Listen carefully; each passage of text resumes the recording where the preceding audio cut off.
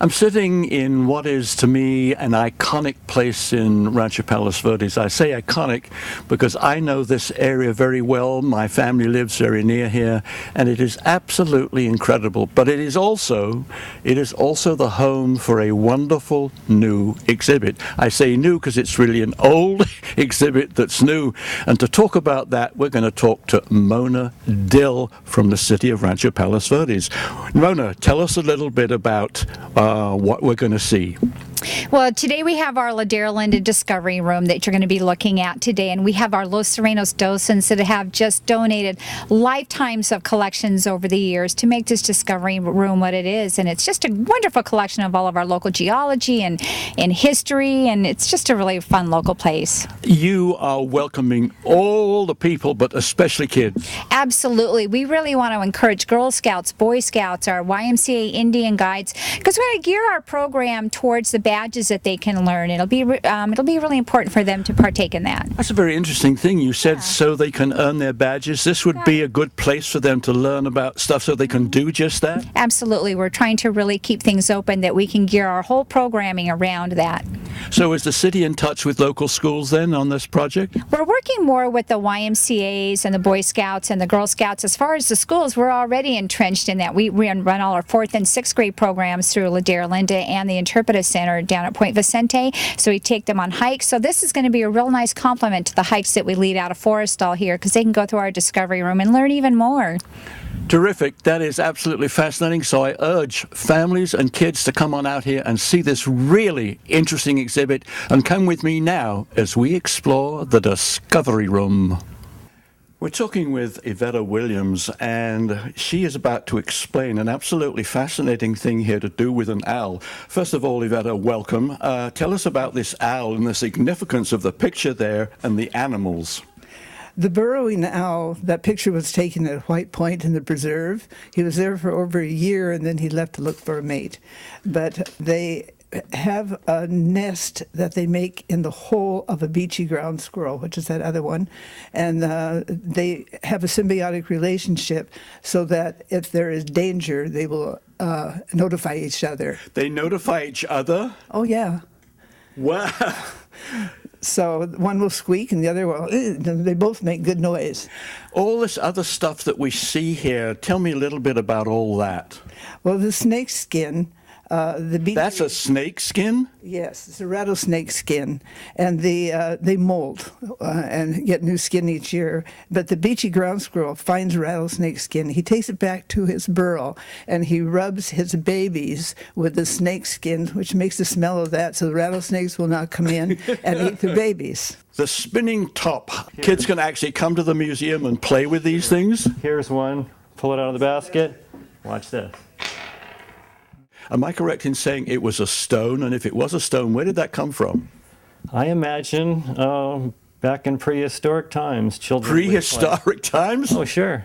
So next time you're down at the beach, pick one up and get yourself a souvenir. So, Yvetta, you told us about that bird's nest up there. Tell us why that is, why that's so interesting.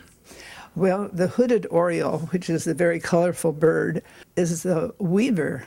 And she will make that nest, and then she puts the nest of the other one goes overhead, and she makes a shade, a sunshade and a rain shade for her babies and herself.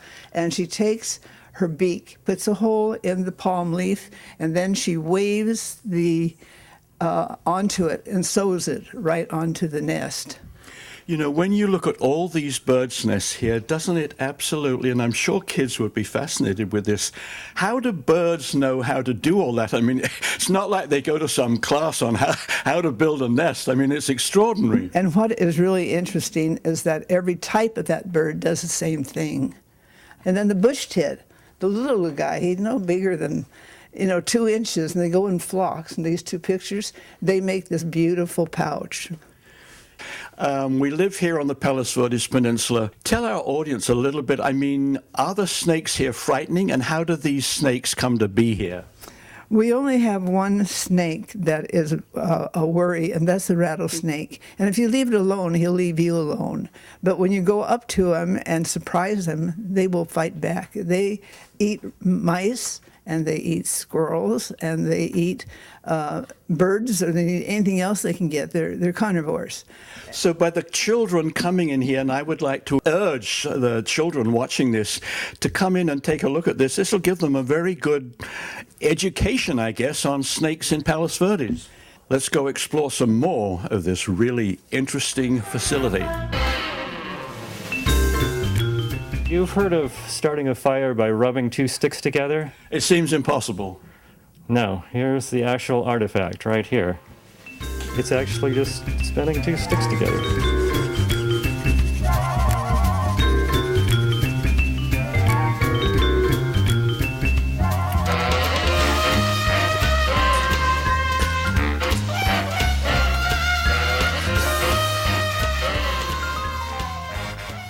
These are stones you can pick up off the, I don't know, off the scenery here. Why are they all on display, and what are they?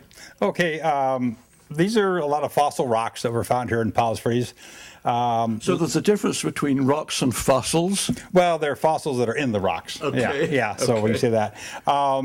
Basically, there's some good fossil sites in Palos Verdes, and we have two geologic ages here that contain fossils. The oldest one is Altamira Shale. It was commercially mined and sold as Palos Verdes stone. So just about every rock you see in Palos Verdes is this Altamira Shale, and it's between 14 and 16 million years old. And this Altamira Shale is found all over the entire hillside. It's in walls, it's when you hike up canyons, just about every rock you see is this Altamira Shale. I see there's a fascinating sign there. It says something about kids, please touch. You like the kids to come in here and touch them because... Well, they're very durable, and I think that's the way kids learn. They can feel them, and it's nice looking at a display case at the valuable, delicate things, but you know, this stuff's pretty strong, and it's good for the kids to see it. And this stuff over here you have put out on display. The significance of these fossils is what? Tell us about that. Okay, the little better specimens that would rather not have them handled because they might get dropped or broken. And these are, like I say, from the Altamira Shale, 14 to 16 million years old. This is a really nice fossil fish here. The head's missing, but you can see the backbone and the ribs and the tail. This is a piece of actual seaweed that's preserved in the rock. Wait a minute, did you say seaweed? Seaweed, right. This Altamira Shale was formed in a deep water deposit very similar to the Catalina Channel we have today. So this is a deep water, probably about 3,000 feet deep when this stuff was deposited. I'm sure that for people watching, when they see this, they say, well, when I see a stone or a rock, how do I know if it's valuable or if it's something I can just throw away? Right. Well, like I say, if you find a fossil, and like this is an extremely rare fossil here. This is a fossil halibut, the head of a halibut. That is absolutely fascinating. It's probably one of the few ever found in Palos Verdes. It was a very beautiful specimen. And when it just died, it was just covered up with sediment. You know, all the dirt and silt washed and covered it up. And then over time, that compresses and makes these layers like you get in here. So for children watching, what would you say to them in terms of coming up here and taking a look?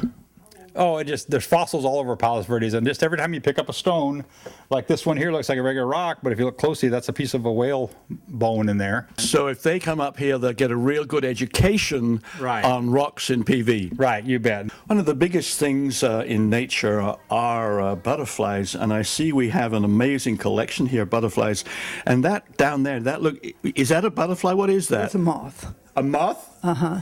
The moths fly at night and have fuzzy antennas, and the butterfly has a simple one that comes out in the more daytime. But this is the largest moth in the world, this variety of it. In the world, it's the largest one? Yes, and you see the snake head on the edge. It looks like a snake. They call it a cobra moth. That's another name for it. When I was 5 to 9 years old, I lived next door to a science teacher who helped me, and they're well mounted, and she taught us the right way, and they've lasted all these years. Wonderful. We have the dragonflies, and we have wasps, and we have moths, and we have the 17-year locust, trapdoor spider nest, that is a tarantula. We've got some wonderful things here. And everything is so interrelated. The plants cannot exist without the pollinators, which are the insects. And the birds cannot exist without the plants for their food and for their nesting materials. Everything needs water, everything needs sun, everything needs the weather, everything needs nature. And it's so interrelated that if we take out one thing from the environment, it ruins everything.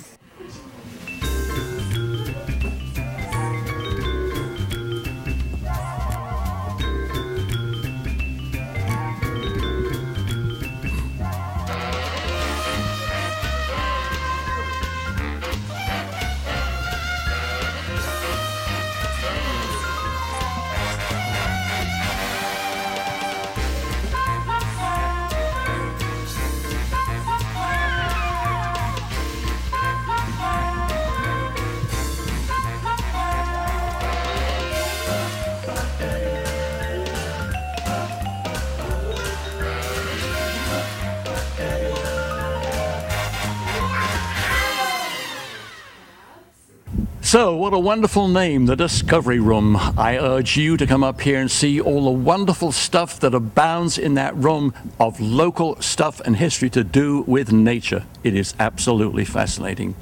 So until next time, this is John Clayton saying thank you for watching Armchair Traveler, and I'll see you next time.